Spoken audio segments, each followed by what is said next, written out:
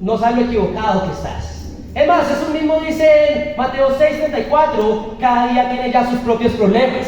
O sea, con Dios va a haber problemas también. Con Dios va a haber sufrimiento también. Pero ¿cuál es la diferencia entre el sufrimiento con Dios y el sufrimiento sin Dios? Bueno, vamos a ir a 1 de Pedro. Vamos, bro. Y tenemos que entender este proceso, este concepto del sufrimiento. Todos dirán, entonces si seguir a Dios trae sufrimiento, ¿por qué seguir a Dios? Pues es una muy buena pregunta, ¿verdad? Y en 1 de Pedro, capítulo 4, la Biblia dice así. ¿Están ahí? Sí, vamos, bro. Vamos, bro. En 1 de Pedro 4, versículo 15 dice que ninguno tenga que sufrir por asesino, ladrón o delincuente, ni siquiera por entrometido. Eso quiere decir chismoso, ¿verdad? Pero si alguien sufre por ser cristiano, que no se avergüence, sino que alabe a Dios por llevar el nombre de Cristo. Amén. Tú vas a sufrir, seas o no discípulo. Eso ya está dado. Pero como discípulo vas a sufrir por Cristo. Sin Jesús, sin ser un discípulo, vas a sufrir por tu propio pecado. ¿Están conmigo, chicos? El capítulo 2 de 1 de Pedro, versículo 20, dice así: pero ¿cómo pueden ustedes atribuirse mérito alguno si soportan que los maltraten por hacer el mal? En cambio, si sufren por hacer el bien, eso merece elogio delante de Dios. ¡Wow! Elogio delante de Dios es sufrir por causa de Cristo. Pero el versículo 21 nos reta aún más. Dice así: para esto fueron llamados, porque Cristo sufrió por ustedes, dándoles el ejemplo para que sigan sus pasos. Jesús nos dio el ejemplo de sufrimiento. Ahora nosotros hemos sido llamados ¿para qué? Para lo mismo. Hoy quiero retarte. En el mundo religioso el día de hoy te enseñan que todo va a ser fácil y bueno con Jesús. Jesús dice lo contrario. Vamos a sufrir. ¿Cómo vas a sufrir en el mundo de todas maneras? Pero no por tu pecado, sino por Él que está conmigo hoy, iglesia. Vamos, bro. Hoy tenemos que entender que es un honor vivir para Dios. Y vamos a ver la prédica. El vivir para Dios es una aventura. Pero también es necesario sufrir con un propósito. Por eso el día de hoy la prédica se titula Sufriendo para hacer la voluntad de Dios. Amén. Vamos a iniciar con una oración. Dios Padre Santo, Señor, muy buenos días, Padre. Dios Padre, sé que nos has traído acá con un propósito, Dios. Y sé que en tu mente, Señor, siempre está la salvación de las personas, Dios. Padre Santo, sé que si nos has traído acá ha sido con un propósito, Dios, y no es nada más que realmente conocer la verdad y ser salvos, Padre Santo. Padre, yo te pido que el día de hoy nuestros corazones estén preparados completamente para tu palabra, Dios. Padre, que en nuestro corazón no sea esa semilla que cayó en el camino y Satanás la arrebató, Señor. Que no seamos esa semilla que cayó en el terreno pedregoso, Señor, y realmente por no profundizar no pudo crecer. Padre Santo, no permitas que seamos como la semilla que caía en espinos, Dios, y que las preocupaciones, Señor, nos ahoguen, Dios, nuestra fe. No permitas que el engaño de la riqueza nos engañe, Padre. Padre Santo, permite que nuestro corazón sea ese terreno fértil, donde tu palabra entró y produjo una cosecha de 30, 60 y hasta el 100%. Padre Santo, yo te pido por humildad completa, Señor, de cada una de las personas en este lugar. Padre Santo, danos la energía, Dios, para poner cuidado a tu palabra, porque no hay nada más increíble en este mundo que tu palabra, Dios. Padre Santo, gracias por tu reino, gracias por permitirnos estar acá. Padre Santo, dótanos de fe y de mucho amor, Dios, y que sean más y más personas siendo salvas acá en Lima y alrededor del mundo, Padre Santo. Dios, te amamos y todo esto lo oramos en el nombre de tu Hijo amado, nuestro Señor Jesús. ¡Amén! Amén. Sufriendo para hacer la voluntad de Dios. Vamos a ir a ¿qué? Vamos a ir a Hechos 23, donde habíamos quedado la última vez. Hechos 23. Hoy vamos a terminar ya el libro de Hechos. Wow. Y no nos vamos hasta que terminemos, amén. ¿Quién está animado por eso? Vamos, bro. Amén. Somos. En Hechos 23, vamos a leer versículo 1. ¿Están conmigo, hermanos? Contigo, vamos. La Biblia dice así: Pablo se quedó mirando fijamente al consejo. Vamos, un poco de contexto.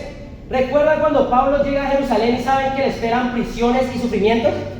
Entonces él llega a Jerusalén y llega al templo, y unas personas que supusieron cosas, creían que él estaba pecando, lo agarran y quieren golpearlo.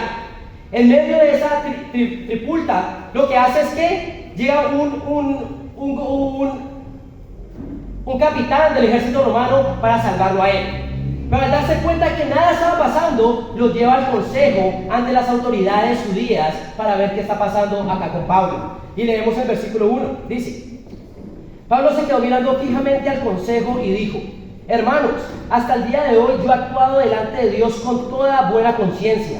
Ante esto, el sumo sacerdote Ananías ordenó a los que estaban cerca de Pablo que lo golpearan en la boca. Hipócrita, a usted también lo va a golpear Dios, reaccionó Pablo. Ahí está sentado para juzgarme según la ley, y usted mismo viola la ley al mandar que me golpeen. Los que estaban junto a Pablo le interpelaron: ¿cómo te atreves a insultar al sumo sacerdote de Dios? Hermanos, no me había dado cuenta de que el sumo era el sumo sacerdote, respondió Pablo. De hecho, está escrito: no hables mal del jefe de tu pueblo. Pablo, sabiendo que uno de ellos era saduceo y los demás fariseos, exclamó en el consejo: hermanos, yo soy fariseo de pura cepa. Me están juzgando porque he puesto mi esperanza en la resurrección de los muertos. Apenas dijo esto, surgió un altercado entre los fariseos y los saduceos, y la asamblea quedó dividida. Los saduceos sostienen que no hay resurrección ni los ángeles ni espíritus. Los fariseos, en cambio, reconocen todo esto. Se produjo un gran alboroto, y algunos de los maestros de la ley, que eran fariseos, se pusieron de pie y protestaron: no encontramos ningún delito en este hombre, dijeron. ¿Acaso no podría haberle hablado un espíritu o un ángel? Se tornó tan violento el altercado, miren esto, que el comandante tuvo miedo de que hicieran pedazos a Pablo. Así que ordenó a los soldados que bajaran para sacarlo de allí por la fuerza y llevárselo al cuartel. Vemos acá, primer punto: sufriendo por los pecadores, no por tu pecado. Sufriendo por los pecadores, no por tu pecado. Como habíamos visto antes, tú tienes dos opciones: sufrir por tu pecado o sufrir por Cristo. Bueno, vemos acá que Pablo era completamente inocente de lo que le estaban acusando, pero él ya se había salvado de una golpiza. A él ya lo habían apedreado alguna vez. Vemos que Pablo entendía el concepto de sufrir por Cristo, ¿verdad? Pero lo más interesante es que, por decir la verdad, él es golpeado en la boca, ¿verdad? Y le dice al hombre que lo mandó a golpear: hipócrita. Si ustedes se pueden ver, hipócrita significa pared blanqueada. Le dice a este hombre: pared blanqueada, hipócrita. Pero después le dicen: ¿cómo te atreves? ¿Cómo te atreves a hablar así al sumo sacerdote de Dios? Y acá Pablo nos da un gran ejemplo de ¿qué? De humildad. De humildad. Él estaba sufriendo injustamente. Él estaba sufriendo por Cristo. Pero él cometió un error, ¿y qué hizo él? Se disculpó. Muchos podemos pensar que porque una persona peca contra nosotros, ahora nosotros tenemos luz verde para pecar contra ella. Eso no es verdad. Comienzas a sufrir tú por tu propio pecado en ese momento. Muchas veces creemos que porque una persona nos dijo algo, nosotros podemos comenzar a guardar rencor y amargura contra ella. Y eso no es verdad. Comienzas tú a caer en pecado. Hoy yo quiero preguntarte: ¿por qué estás sufriendo? ¿Por Cristo o por tu pecado? ¿Estás sufriendo por los pecadores o por tu propio pecado? Hoy tenemos que aprender, familia, esa lección de humildad que nos dio tanto Pablo como Jesús al ser escupidos. ¿Al ser qué? Al ser golpeados. Y es pedir perdón. ¿Cuándo fue la última vez que pediste perdón? Cuando sabes que te equivocaste. Muchas veces somos completamente orgullosos y no sabemos pedir perdón. Incluso cuando nosotros mismos nos equivocamos y no sabemos pedir perdón. ¿Eso qué? Eso no es ser humilde, eso no es ser como Jesús. Otros podemos ir al otro extremo, ¿verdad? Creer que pedir perdón es simplemente vender sus convicciones, hacerse esclavo de la otra persona. Tenemos que entender que pedir perdón no es que comprometer nuestras convicciones. Y muchas veces puede pasar en el matrimonio, ¿ven? Pecamos contra nuestro esposo o esposa, pero tenemos que aceptar nuestro error y ser humildes. Pero no se trata de vender nuestras convicciones. Muchos hemos luchado también ofendiendo a nuestros padres y les pedimos perdón, pero muchas veces pensamos que pedir perdón es comenzar a hacer lo que ellos quieren, y eso tampoco es verdad. Tenemos que aprender a ser humildes y aceptar nuestro error. Pero lo que más me inspira de todo esto es la razón por la cual Pablo pudo ser humilde. Él en el número 5 dice así: hermanos, no me había dado cuenta de que es el sumo sacerdote. Respondió Pablo: de hecho está escrito, no hables mal del jefe de tu pueblo. ¿Por qué Pablo pudo ser humilde ante las personas? Porque él era humilde ante la palabra de Dios. Él no estaba tratando de ser humilde ante las personas, él estaba tratando de ser humilde ante Dios. Por eso una persona que es humilde ante las personas es una persona humilde a Dios. Pero cuando una persona no es humilde ante los hombres, es porque no es humilde a la palabra de Dios. ¿Están conmigo, hermanos? Humildad no es responder mal por mal, como lo dijimos antes. Es aceptar nuestro error cuando hemos pecado. Y Pablo lo sabía. ¿Pero por qué? Porque él era humilde a la palabra de Dios. ¿Sabes por qué tú tienes problemas en decir, lo siento, me equivoqué? Porque tú no eres humilde ante Dios. Porque tú no eres humilde ante la palabra. Pero tenemos que entender que la palabra es lo único que nos va a ayudar. ¿Están conmigo, hermanos? Si no somos humildes a la palabra de Dios, no vamos a poder hacer la voluntad de Dios. Eso es lo que entendía acá Pablo. ¿Están conmigo, chicos? Él pidió perdón. Y yo he tenido que pedir perdón varias veces esta semana. Amén. Pero no es por nada más. ¿Por qué qué? Porque yo quiero hacer la voluntad de Dios. ¿Qué tal tú el día de hoy? ¿A quién tienes que pedirle perdón? Vemos que acá la sala se dividió, ¿verdad? Entre fariseos y ¿quiénes? Y los saduceos. Unos creían una cosa, otra cosa la otra. Pero al final, ¿qué pasó? Al final nadie no llegaron a un consenso. Pero lo que más me aterra de esto es lo que decía. En versículo 10, se tornó tan violento el altercado que el comandante tuvo miedo de que hicieran pedazos a Pablo. A Pablo estaba a punto de matarlo, ¿verdad? Hoy quiero preguntarte nuevamente, ¿por quién estás sufriendo? ¿Por tu pecado o por los pecadores? Es muy diferente sufrir por tu pecado y es muy diferente sufrir por los pecadores. Entonces, en medio del miedo, versículo 11, ¿qué tiene que decirle Dios a Pablo? Dice, a la noche siguiente el Señor se apareció a Pablo y le dijo, ánimo, así como has dado testimonio de mí en Jerusalén, es necesario que lo des también en Roma. Esto es increíble porque acá Dios le está diciendo a Pablo, tranquilo, nada te va a pasar a ti porque yo todavía te tengo que usar. Tú todavía eres mi instrumento. Vemos acá que este es el aliento de Dios. Hoy yo quiero preguntarte, ¿todavía sigues siendo instrumento de Dios el día de hoy? ¿Todavía tiene algún propósito tu vida el día de hoy?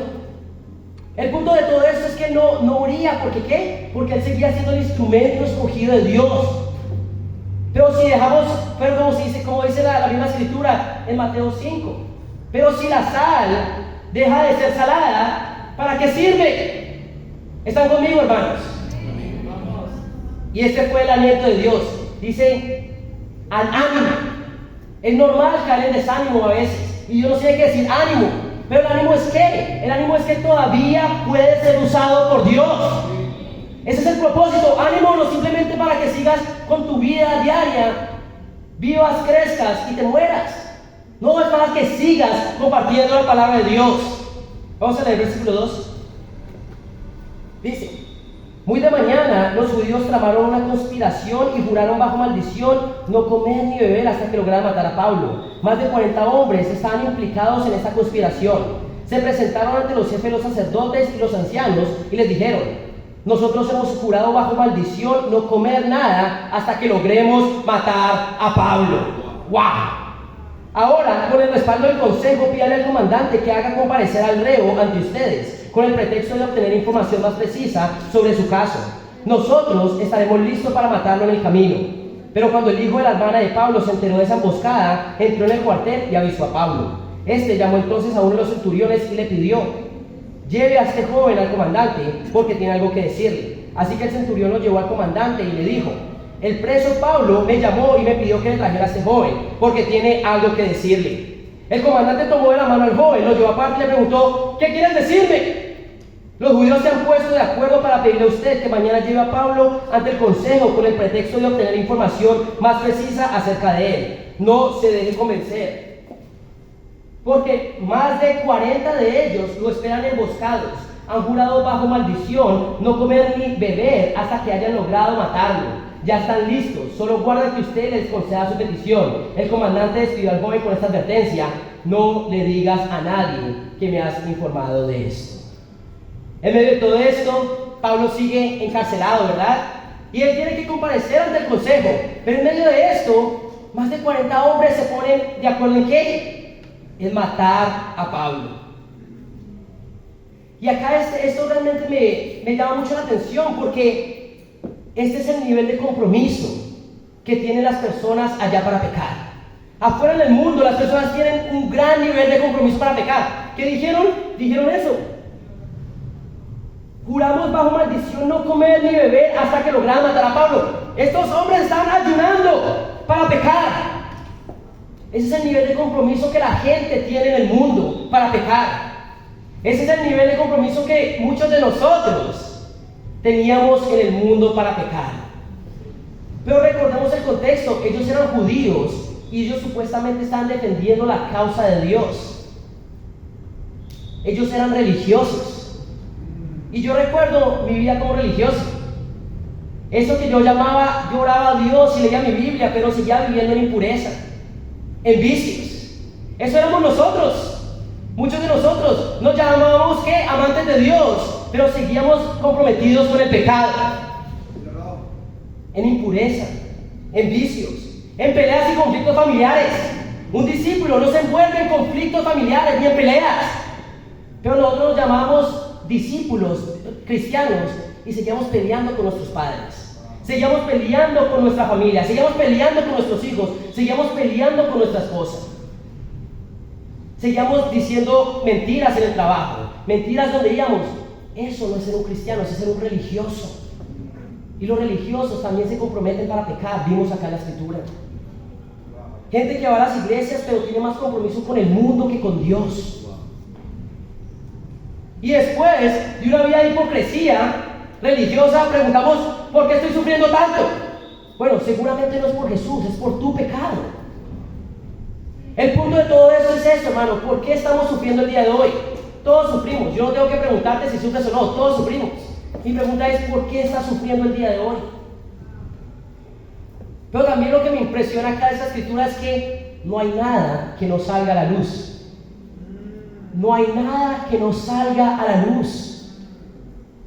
¿Cuáles son las posibilidades de que el sobrino de Pablo escuchara la conversación de que lo iban a matar?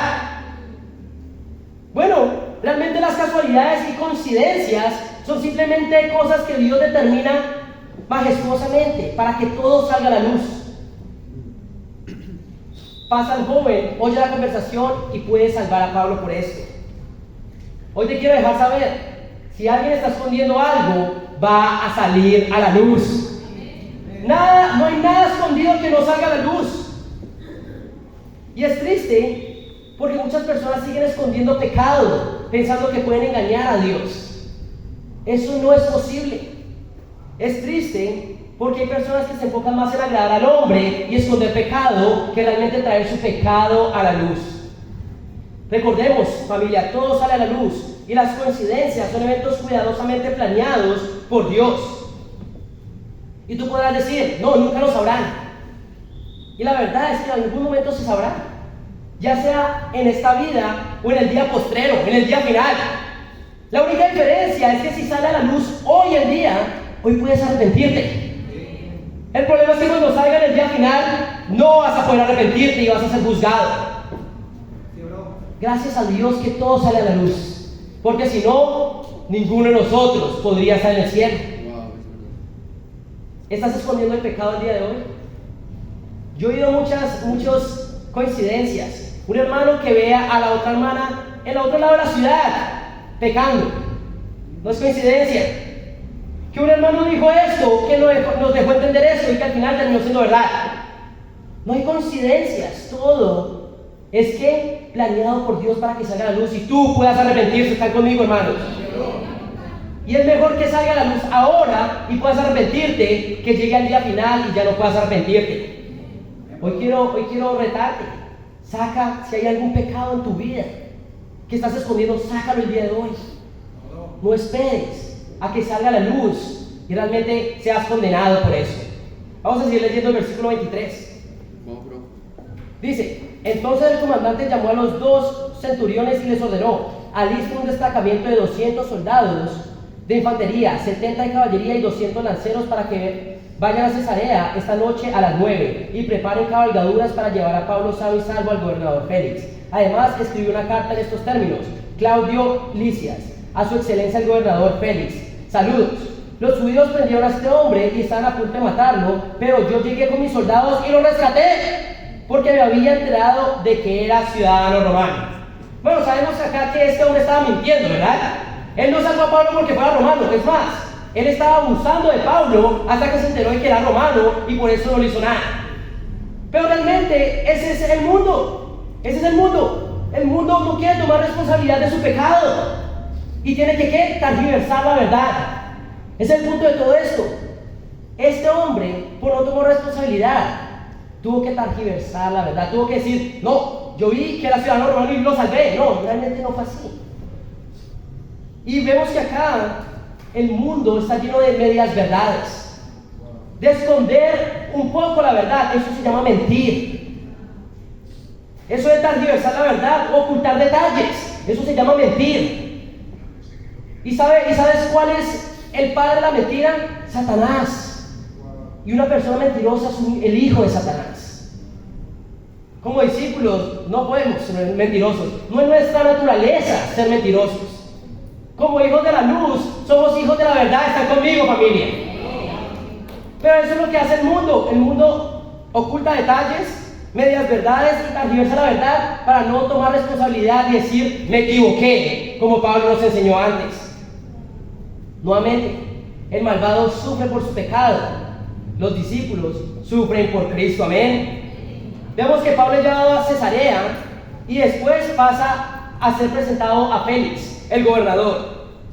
Después, algo interesante es que él ya había pasado por todos los líderes judíos. O sea, ya Pablo había predicado la palabra a todos los líderes judíos. Ahora iba por todos los ¿qué? Por todos los líderes de los gentiles. Vamos a leer el versículo 1, capítulo 24. Dice: 5 días después, el sumo sacerdote Ananías bajó a Cesarea con algunos de los ancianos y un abogado llamado Tertulo para presentar ante el gobernador las acusaciones contra Pablo. Cuando se hizo comparecer al acusado, Tertulo expuso su caso ante Félix. Excelentísimo Félix, bajo su mandato hemos disfrutado de un largo periodo de paz y gracias a la prevención suya se han llevado a cabo reformas en pro de esta nación. En todas partes y en toda ocasión reconocemos esto con profunda gratitud, pero a fin de no importunarlo más, le ruego que con bondad que lo caracteriza, nos escuche brevemente. Hemos descubierto que este hombre es una plaga que por todas partes anda provocando disturbios entre los judíos. Es cabecilla de la secta de los nazarenos, incluso trató de profanar el templo, por eso lo prendimos. Usted mismo, al interrogarlo, podrá cerciorarse la verdad de todas las acusaciones que presentamos contra él. Segundo punto, familia: sufriendo por predicar la justicia de Dios. Sufriendo por predicar la justicia de Dios. Bueno, si ustedes se ponen a ver el libro de Hechos, lo único que quiere hacer Pablo es predicar la justicia de Dios. Y al final de todo esto, ¿qué sacó con predicar la justicia de Dios? Sufrimiento y persecución. Él es llamado una plaga que por todas partes anda provocando disturbios entre los judíos. Eso es lo que va a pasar con cada uno de nosotros cuando prediquemos la palabra de Dios. Va a llegar un momento en que nos van a llamar plaga. Llegará un momento en que nos van a llamar secta, como fue llamado el cristianismo del primer siglo, ¿verdad? La secta de los nazarenos. Sabemos que era Jesús de Nazaret, por eso era la secta de los nazarenos. Si te dicen que eres una plaga y si te dicen que eres parte de una secta, lo que está pasando es que estás viviendo la palabra de Dios. Amén. Pero no es por qué, no es por tu pecado, es que por los pecadores. Pablo solo quería que predicara la justicia de Dios, y ellos lo llaman plaga y lo llaman secta. Familia, yo quiero realmente dejarles saber a ustedes qué va a pasar cuando tú y yo predicamos la justicia de Dios. Va a haber persecución. La verdad es que hay muchas personas que no van a entrar al reino de Dios porque estamos predicando la justicia de Dios. Hay muchos que vamos a salir de la iglesia. ¿Por qué? Porque vamos a predicar la justicia de Dios. Hay muchos que van a perseguir. ¿Por qué? Porque estamos predicando la justicia de Dios. Que alguien no entre o que alguien salga no es problema, es lo normal cuando predicas la justicia de Dios. Nadie deja los estudios bíblicos diciendo soy un ingrato pecador y realmente no aprecio el sacrificio de Jesús, por eso dejo los estudios. Nadie va a decir eso. Nadie va a dejar de estudiar la Biblia diciendo soy una pecadora o soy un pecador que no aprecio lo que hizo Jesús. No, están diciendo eso es antibíblico. Lo que ustedes me están enseñando no es verdad. Eso es lo que nadie va a salir diciendo eso. Pero nadie va a salir de la iglesia, nadie va a caer de la fe diciendo soy un ingrato, una ingrata con la sangre de Jesús. Nadie. Van a salir diciendo me quieren controlar, me quieren controlar la vida, me quieren enseñar cómo vivir. Y la realidad es que sí, queremos enseñarte cómo vivir, porque la vida que vivías antes te llevó a la oscuridad. Sí queremos enseñarte a vivir, y sí te vamos a decir cómo vivir conforme a la Biblia. Pero nadie va a salir diciendo no, me salí porque soy una ingrata o un ingrato. No, nadie va a decir eso. ¿Están conmigo, familia? Dilo. Sufriendo por predicar la justicia de Dios. Vamos a tener que sufrir calumnias y todo tipo de ofensas por predicar la justicia de Dios. No tienen que ir ahí, pero en 2 de Timoteo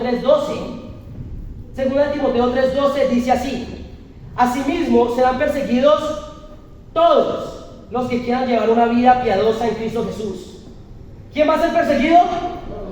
Todos los que quieran vivir una vida piadosa en Cristo Jesús. Y yo me puse a averiguar un poco y vi cuál era el significado de la palabra todos en el griego.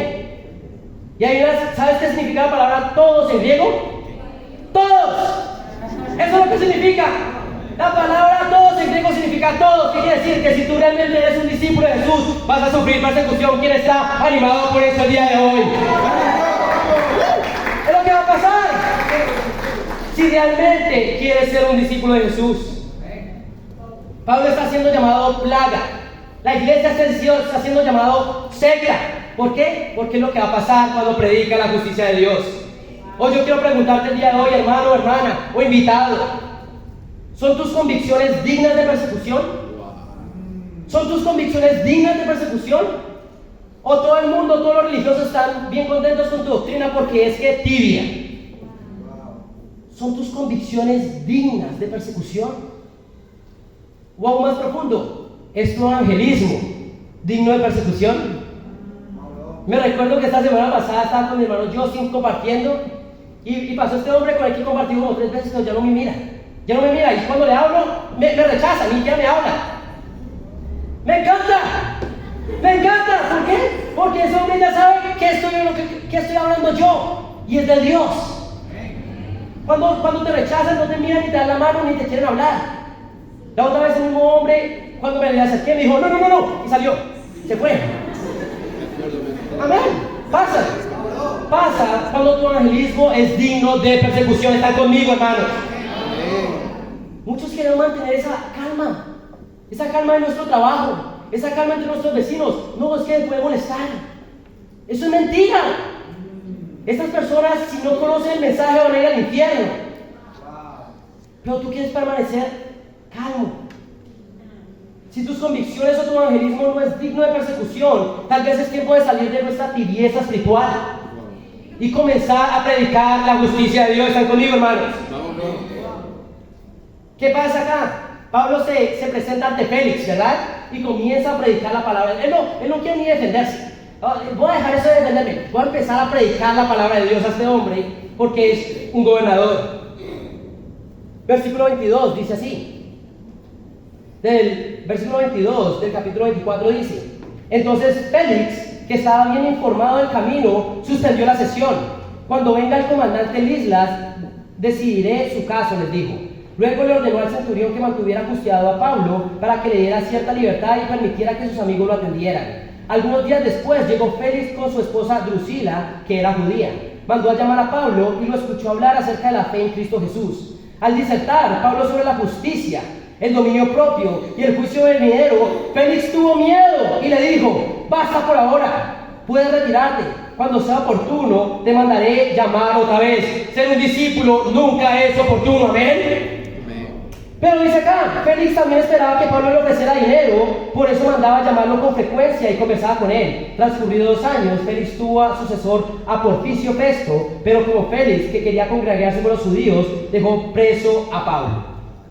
Acá Pablo comienza a predicar la palabra, ¿verdad? Y comienza a hablar ¿de qué? Comienza a disertar acerca de la justicia, versículo 25, el dominio propio y el juicio venidero. ¿Y qué hace Félix? Por favor, basta. Basta, deja de hablarme de eso, mejor cuando sea un tiempo más apropiado. ¿Y qué? Nunca fue ese tiempo más apropiado. Familia, predicar la palabra nunca es apropiado cuando se la predicas a una persona que necesita oír de ella. ¿Por qué? Porque no la quieren oír. Ser discípulo nunca es apropiado a los ojos del mundo. Estoy muy ocupado, tengo muchas responsabilidades, tengo problemas, no tengo problemas. Siempre va a haber un problema para las personas. Nunca es oportuno volverse un discípulo de Jesús. Nunca va a ser fácil tampoco. Félix simplemente no quería hablar de lo que él sabía que tenía que cambiar. Y como hombres y mujeres de carne y hueso, esa es nuestra tentación. No hablar de lo que sabemos que tenemos que hablar. El momento para cambiar para Félix, ese momento oportuno fue nunca. Por eso nunca hizo nada. Y por eso los persiguen. Porque cuando una persona se ve confrontada con la verdad, va a tratar de rechazarla. Yo recuerdo mucho un estudio que tuvimos con un hermano. Y este hombre era supremamente religioso. Ese hombre sabía la Biblia de arriba para abajo, pero no sabía que lo estaba viendo como discípulo. Y tú puedes saber mucho de la Biblia, ir a la iglesia por más de 20 años, pero si no vives como un discípulo, no eres un cristiano, no eres salvo, según la Biblia, no nosotros. Pero este hombre se dio cuenta de eso. ¿Y qué? Dijo, ok, déjenme, yo les hablo después. Después de un estudio discipulado, ¿verdad? Yo les hablo después. Después el hermano comenzó a enviarle escrituras al chico y me dijo: por favor no me envíes escrituras porque no me dejan pensar bien. ¿Qué? Él no quería escuchar las escrituras. ¿Por qué? Porque le recordara que no era un discípulo. Él simplemente quería no hablar de lo que sabía que tenía que cambiar. Y hoy podemos meditar un poco más sobre eso, familia. Como discípulos también puede pasar. Como discípulos no estamos absentos. ¿A qué? A querer no lidiar con cosas que tenemos que lidiar. ¿Cuáles son esos temas que para ti no son oportunos? Que no buscas profundizar sobre ellos. Muy probablemente sean esos temas que realmente necesitas hablar el día de hoy. Puede ser que sean esos tiempos con Dios de 10 minutos que estás teniendo. Puede ser esos tiempos con Dios medio dormidos que estás teniendo y que no estás conectando con Dios. Puede ser eso. Que tú sabes que no estás teniendo una buena relación con Dios, que estás leyendo una escritura y estás tomando la misma decisión todos los mismos días. ¿Por qué? Porque no estás tomando decisiones. Es tiempo de hablar de eso. Te estás engañando a ti mismo. Si crees que la misma decisión todos los días, con diferentes párrafos de la Biblia, es realmente lo correcto. O puede ser que compartir la fe en personas ya no es parte de tu vida y ya no están en estudios bíblicos. Bueno, tú sabes bien por las escrituras que ese es nuestro propósito, ¿verdad? Pero te quieres engañar a ti mismo y no quieres profundizar en eso. ¿Por qué? Porque incomoda. Puede ser el hecho de que puedes dar más a Dios, pero nadie sabe que lo estoy dando todo. Estoy mostrando de labios para afuera que soy un discípulo, pero en mi corazón no lo soy, porque no estoy dando todo a Dios. Pero la pregunta es, ¿estás profundizando eso con Dios y con tus hermanos? ¿O lo estás evitando? Puede ser ese mismo pecado que estás cayendo recurrentemente, pero no lo hablas. ¿Cuál es ese tema que no estás hablando y que poco a poco te está matando? Lamentablemente para discípulos que evitan hablar de esos temas, la vida se vuelve ¿qué? Un sufrir. Problemas en la escuela, tengo problemas en el trabajo, ¿se vuelve qué? Por no lidiar con sus problemas espirituales, el mundo se vuelve un problema para ellos. Se vuelven víctimas de la vida. Tú puedes ver a un hermano que está sufriendo mucho, pero tiene una increíble relación con Dios y lo ves alegre. Ves a un hermano que no está pasando por nada, pero no tiene una relación con Dios, la vida es lo peor. La vida lo está tratando mal. ¿Por qué? Porque no estás hablando de lo que realmente tienes que hablar. ¿Están conmigo, familia? Seamos como Pablo, que tomó responsabilidad de su pecado. Y hablemos de las cosas que tenemos que hablar. Tu relación con Dios, tu propósito de hacer discípulos, es realmente dar tu mejor a Dios en tus contribuciones. Muchos no estamos dando nuestras contribuciones con todo nuestro corazón. Y al final solo sabes tú y Dios, y eso es suficiente. Tú mismo te estás condenando al no dar tu mejor. En tu evangelismo, en tu día a día, tú tienes que darte cuenta. Al final es tu relación con Dios. Y familia, la realidad es que todos tenemos luchas. Todos tenemos luchas acá. Pero muchas veces llamamos luchas a nuestro pecado. No, el pecado no es una lucha. Tu pecado es tu pecado y tienes que lidiar con él. Tu lucha es la tentación y por eso se llama luchar. Pero muchos de nosotros nos rendimos ante la tentación y caemos en pecado sin luchar. Mi lucha es la impureza. No, tu pecado es la impureza. Tu lucha es la tentación por la impureza. Pero si no estás luchando, no la llames lucha, llámalo por pecado y comienza a lidiar con él. ¿Están conmigo, hermanos? Si vamos a luchar, luchemos. Si vamos a luchar, luchemos para no ser un discípulo de labios para afuera. Si vamos a luchar con algo, es que no caigamos en las excusas de por qué no estamos dando todo nuestro corazón. Si vamos a luchar contra algo, es no ser víctimas de las circunstancias. Si vamos a luchar, luchemos. Luchemos con la convicción de sufrir por predicar la justicia de Dios. ¿Están conmigo, familia? Hechos 25 dice así: 3 días después de llegar a la provincia, Festo subió de Cesarea a Jerusalén. Entonces los jefes de los sacerdotes y los dirigentes de los judíos presentaron sus acusaciones contra Pablo. Insistentemente le pidieron a Festo que les hiciera el favor de trasladar a Pablo a Jerusalén. Lo cierto es que ellos estaban preparando una emboscada para matarlo en el camino. ¿Cuántas emboscadas en menos de 3 capítulos, verdad? Casi 3 emboscadas en 3 capítulos. ¿Por quién? Por parte de los religiosos. Los religiosos siguen viviendo en pecado, simplemente tienen una fachada de que no. Pero en el número 4 dice: Festo respondió: Pablo está preso en Cesarea y yo mismo partiré en breve para allá. Que vayan conmigo algunos de los dirigentes de ustedes y formulen allí sus acusaciones contra él. Si es que ha hecho algo malo, después de pasar entre los judíos unos 8 o 10 días, Festo bajó a Cesarea y al día siguiente convocó al tribunal y mandó que le trajeran a Pablo. Cuando éste se presentó, los judíos que habían bajado de Jerusalén lo rodearon, formulando contra él muchas acusaciones graves que no podían probar. Pablo se defendía: no he cometido ninguna falta, ninguna ley de los judíos, ni contra el templo, ni contra el emperador. Pero Festo, queriendo congraciarse con los judíos, le preguntó: ¿estás dispuesto a subir a Jerusalén para ser juzgado allí ante mí? Pablo contestó: ya estoy ante el tribunal del emperador, que es donde se me debe juzgar. No les he hecho ningún agravio a los judíos, como usted sabe muy bien. Si soy culpable de haber hecho algo que merezca la muerte, no me niego a morir. Pero si son ciertas las acusaciones que estos judíos formulan contra mí, nadie tiene el derecho de entregarme a ellos para complacerlos. Apelo al emperador. Después de consultar con sus asesores, Festo declaró: has apelado al emperador irás. ¡Wow! Tercer punto: sufriendo por predicar a todos los que sea posible. Sufriendo por predicar a todos los que sea posible. Vimos antes, él ya había predicado a todos los judíos y a sus dirigentes. Después llegó, estaba predicando ante Félix, después ante Festo, y ahora va a donde el emperador. Amén. Festo entra como el gobernador reemplazando a Félix y habla con Pablo, ¿verdad? Y Pablo, nuevamente, es lo que vimos en la clase pasada. Pablo siempre está pensando en: ¿por qué me está pasando esto a mí? Él está tratando no por juzgar la voluntad de Dios, sino por entender qué es lo que me toca hacer a mí ahora.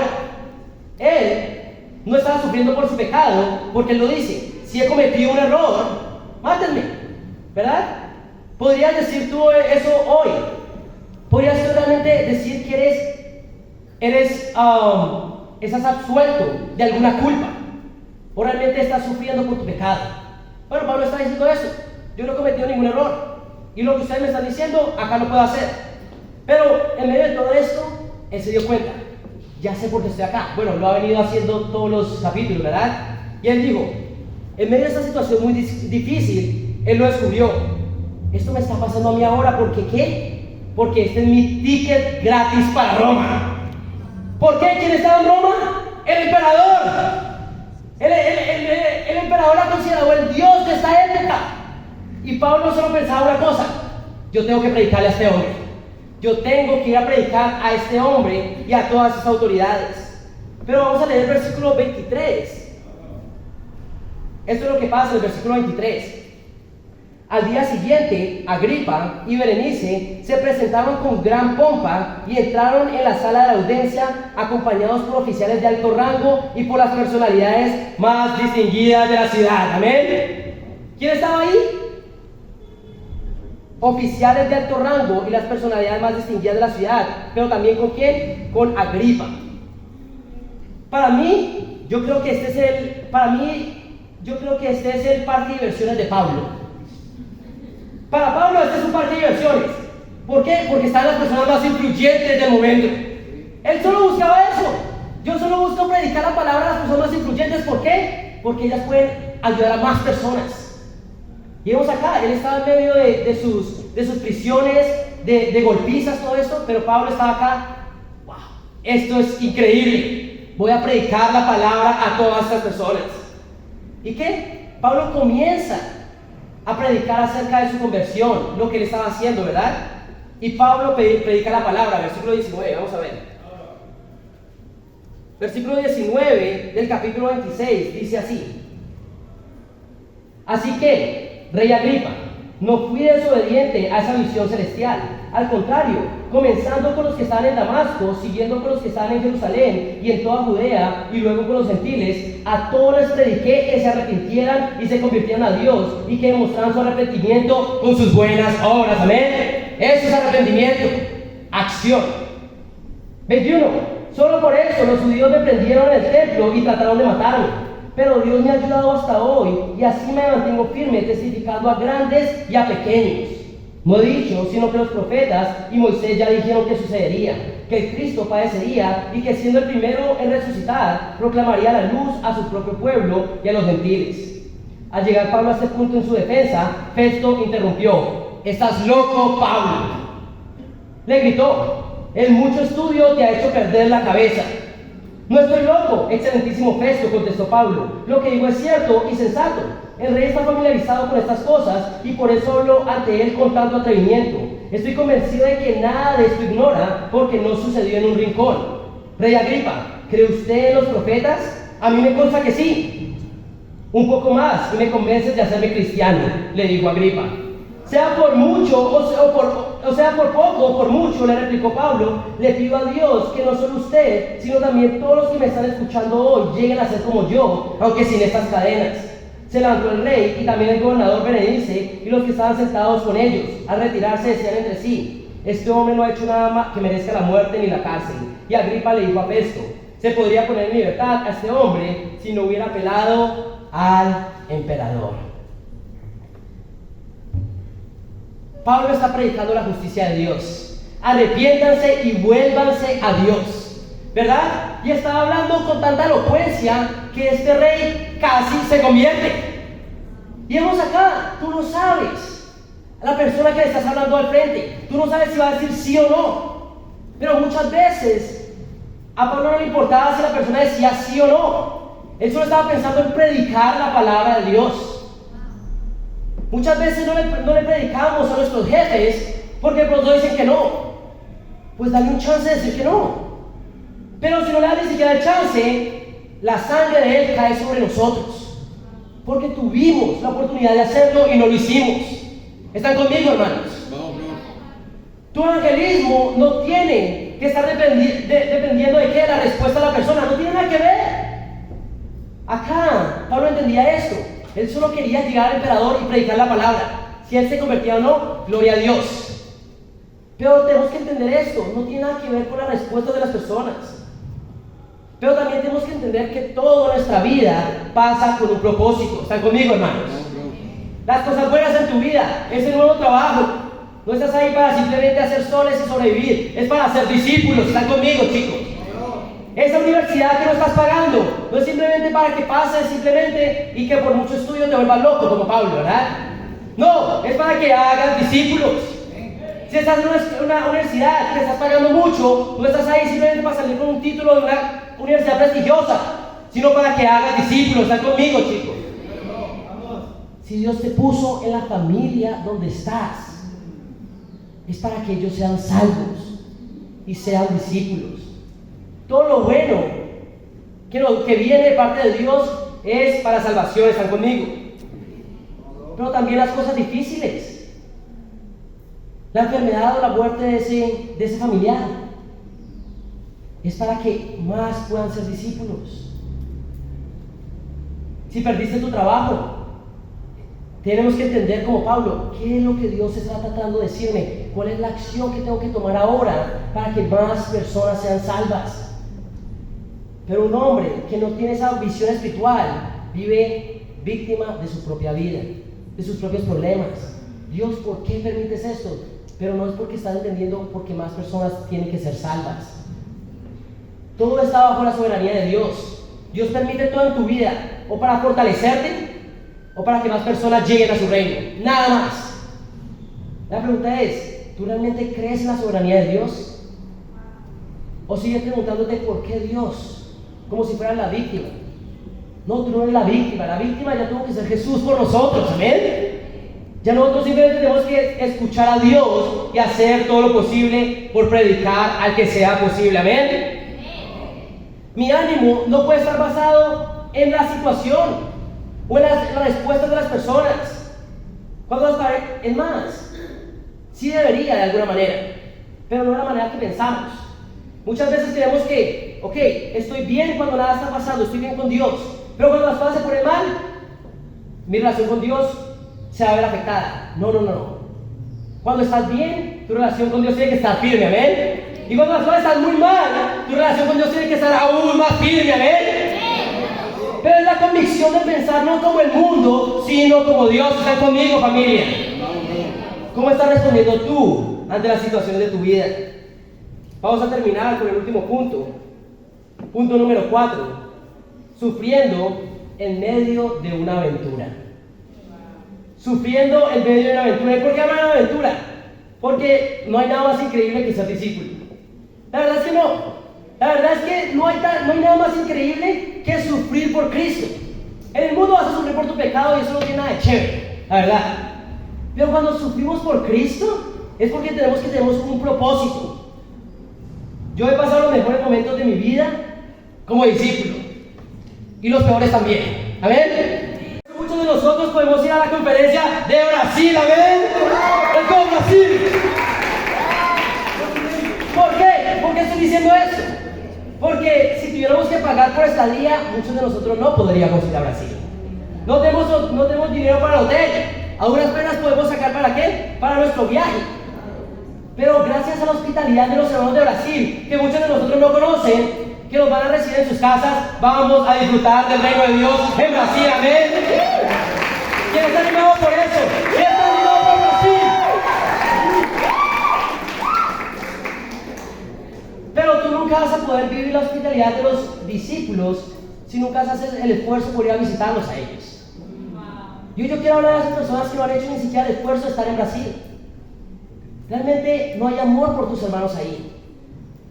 Sigues viendo las buenas noticias, pero sigues creyendo que el reino de Dios es este grupito de acá.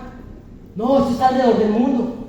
Pero se necesita fe para confiar de que ¿qué? De que puedes ir a otro país y realmente ver el reino de Dios en todo su esplendor. Por eso yo quiero retarte. Si puedes con mucha fe, estirándote, hazlo. Pero ¿qué? No te quedes sin hacer nada. Si tienes el dinero, pero aún no sacas el tiempo, arrepiéntete. Hoy quiero animarte a eso, a ser hospitalario con tus hermanos, irlos a visitar, porque ellos te van a tratar como su hermano, amén. Amén. Vamos a terminar acá, versículo 17. Dice: 3 días más tarde, Pablo convocó a los dirigentes de los judíos.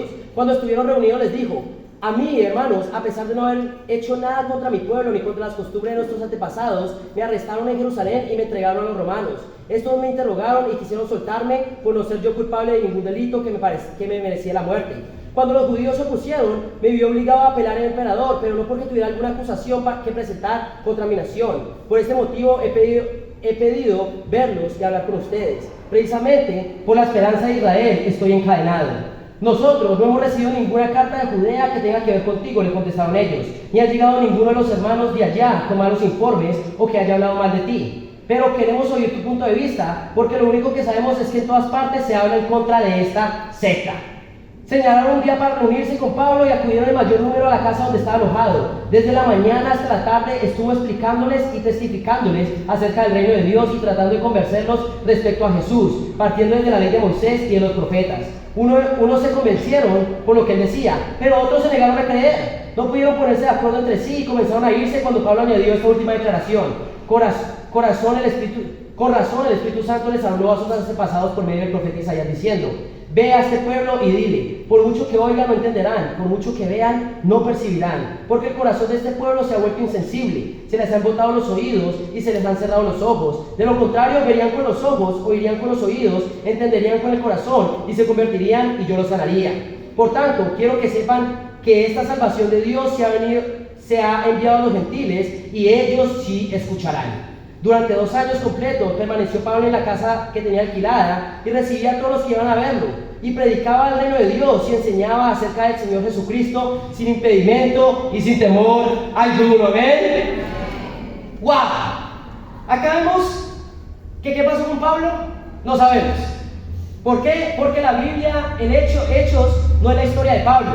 Es la historia de cómo el Espíritu Santo evangelizó el mundo entero mediante sus discípulos.